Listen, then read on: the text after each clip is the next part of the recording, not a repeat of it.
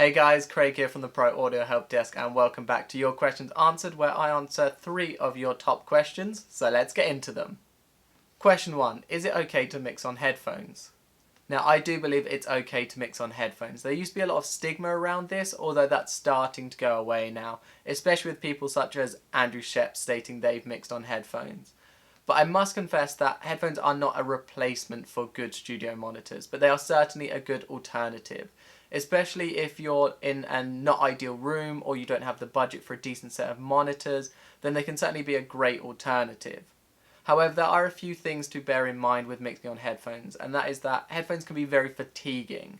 So you're probably going to want to be taking regular breaks and mixing at a slightly lower volume than you would do normally.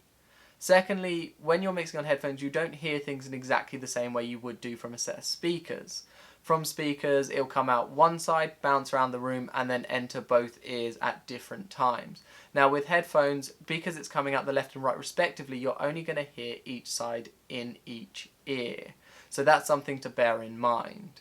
Now, if you do decide to mix on headphones, as with any mix, I do recommend you reference against other sound systems. Your car, your home sound system, something you know really well, because translation isn't always exactly the same across headphones to speaker systems. Question 2. How can I reduce some of the muddiness in my song?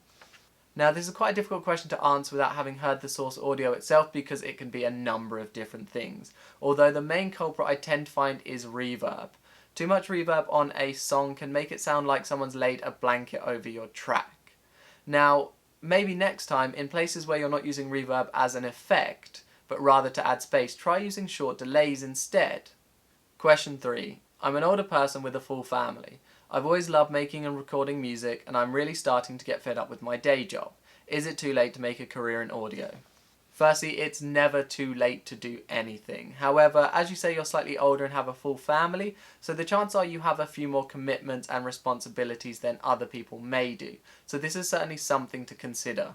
You likely have rent, mortgage, and the rest of your family to pay for, so you probably want to be a bit more sensible about your transition into audio.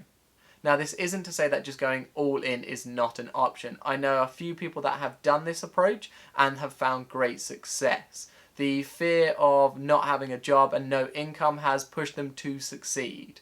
However, this isn't for everyone. The first thing I advise you do is speak to your family, especially your partner. You need to speak to them, explain the situation to them, and get their view on the situation as well. The next thing you need to do, and this can be very difficult, and that is to assess whether your audio skills are actually good enough to support you in your chosen lifestyle. Now, it may be beneficial to begin with just go part-time, and then as work starts to come in, to slowly transition into full-time. But ultimately, I wish you the best of luck with it. I'm sure you'll do great. Now, this brings us on to this week's top tip, and I believe the answer to this final question is a great top tip for everyone this week, and that is that it's never too late to start. No matter how late you think you are to the party, there's always time to give it a go. Thank you all for watching. As always, hit that like, subscribe button. Make sure to drop your questions in the comments below, and I look forward to seeing you again soon.